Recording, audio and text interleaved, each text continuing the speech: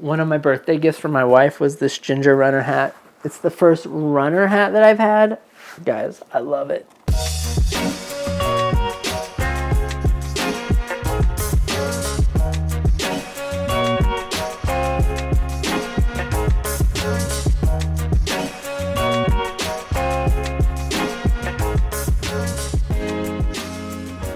What's going on, everybody? Steven here, the Husky Runner, and welcome back to the YouTube channel and welcome back to our marathon training series.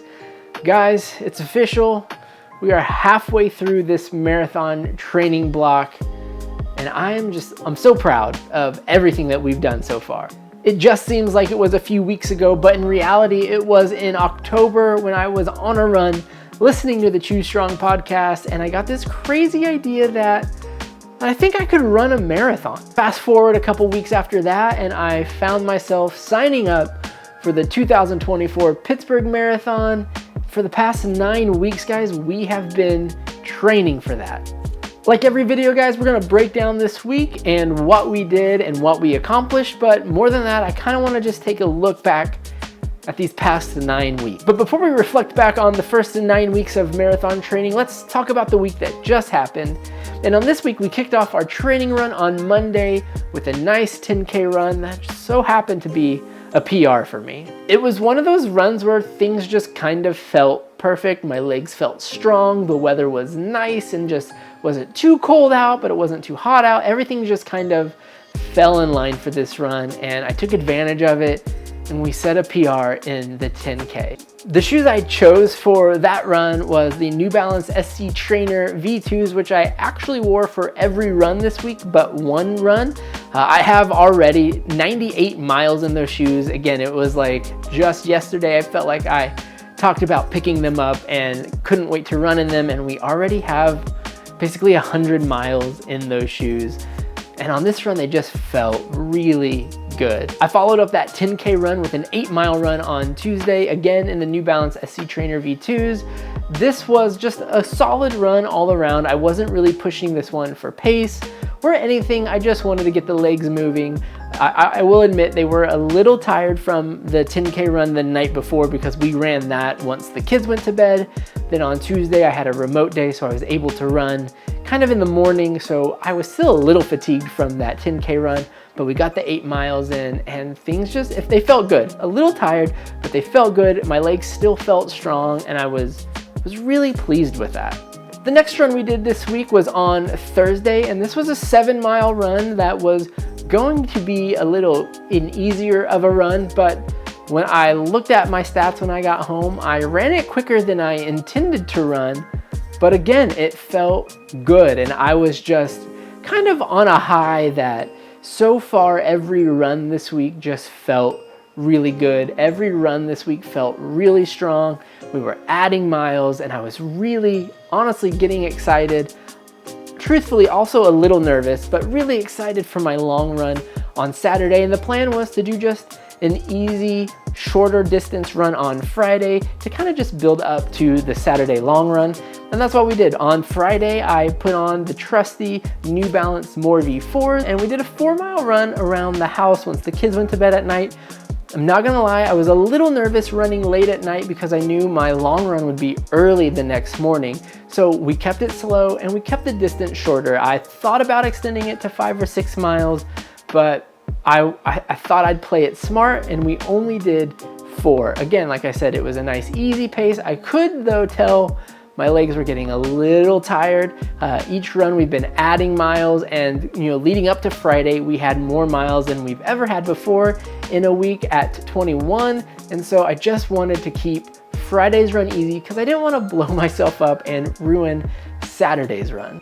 Like I said earlier, I was nervous about Saturday's run, mainly for the reason that we didn't do a traditional long run the week before. We added miles to each run to increase our overall mileage, but we didn't have that quote unquote long run. And it felt like it was such a long time ago that I ran 10 miles or more that I was a little nervous on how I would be able to perform on this run. But we woke up Saturday morning, got geared up, and we hit the road. It wasn't ideal conditions.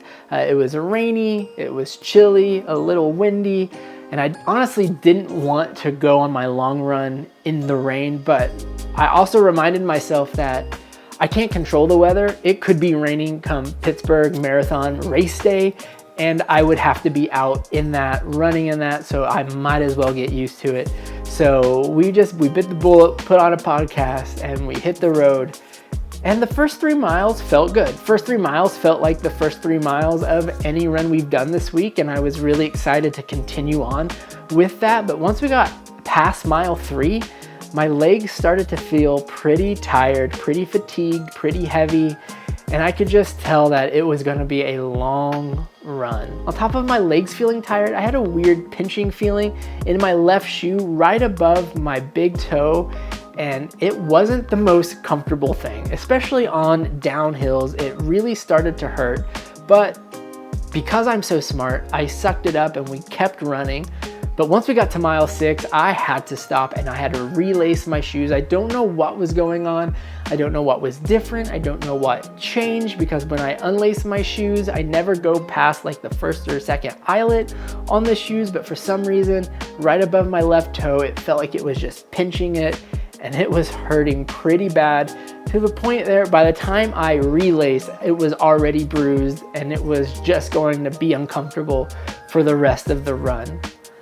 Luckily though, the relacing took that pressure off, and so for the most part it felt good. But even when I got home after the run, I could see where it was bruised. It's still tender today. Any shoe I have that kind of puts pressure or bends right above my big toe, it kind of hurts and is not the most comfortable. I don't know what that was, but it was something we dealt with on this long run and made it not so enjoyable. On top of that, I had to convince myself that it was okay to walk. There were a few parts of this run where I needed to walk. My legs just needed me to slow down and walk. And normally I'm the first person to say, hey, it's okay to walk. If you gotta walk, walk. It's no big deal. Everybody walks. You know, when I have people ask me about running or talk to me about running or complain that they had to walk, I'm always saying, hey, that's totally fine. But for some reason on this run, I was the one in my head thinking, no, I can't walk. I gotta keep going, gotta keep pushing. And I was just running myself into the ground to where I finally had to stop and say, Steven, it is fine. It is fine to walk. I know some of you have left comments and we've talked about implementing a walk-run program for some of my long runs. And that's something I may look to do in the future just to see how my legs feel with that. But for this run, I ran until I couldn't, and then we walked. And then we ran some more until I couldn't, and we walked a little bit more. And despite that, despite the pain in my left foot, despite my legs feeling tired, when I got home and I turned my watch off, I noticed that we had completed a half marathon PR. I don't know how, but we did. And let me tell you, when I saw that, my legs felt good again. The pain wasn't as bad in my left foot, and I was just super thrilled by that, especially knowing I still have 9 weeks left to keep building the strength up in my legs and to keep going. And it was a good run. It was a tough run. It was a rough run, but a run's a run. It was still a good run. I know we still have 9 weeks left of marathon prep before we get to Pittsburgh Marathon. But looking at these past 9 weeks, it blows my mind the progress that we've made, especially when I go back and I look at my first video I posted in August of 2016. To see where I'm at now just blows my mind. And no, the progress hasn't happened overnight as much as I would have liked it to. There were times along this running journey where I stopped posting and I stopped running, and that turned from weeks to months to once or twice. It might have been a year or two. I'm in it now. I'm in it now. This is it. Before I would have said that this was, a season of my life, because I'm a seasons guy. At one season of my life, I was all about backpacking. At one season of my life, I was all about fly fishing. In one season of my life, it was all about photography. In one season of my life, it was all about the guitar and music. And then in one season, it was all about running. And, I'm just trying to sift through everything to find who I am. And I really think I found something in running. You know, the community has been amazing. You guys, your support has been phenomenal. I honestly, it keeps me going a lot of times. And I thank you guys for that. It's just been a crazy journey. I do have some regrets along the way, like ever stopping in the first place, because I think about, man, if I wouldn't have stopped running for that year, or those 2 years, like where would I be now? What would I have done now? But the fact is I can't go back and change that. I can only work on myself going forward, and that's exactly what we're doing. And you know, having this goal to run a marathon when I could barely run a 5K, it's just really pushing me, and I'm so excited. And you know, even on my runs now, I'm thinking past this marathon, and I don't want to get ahead of myself, but I'm like, oh, if I can run this, then you know, maybe a 50K is next. And you know, I just get excited for what the future in running holds for me. So yeah, this whole thing has just been like a whirlwind of emotion for me.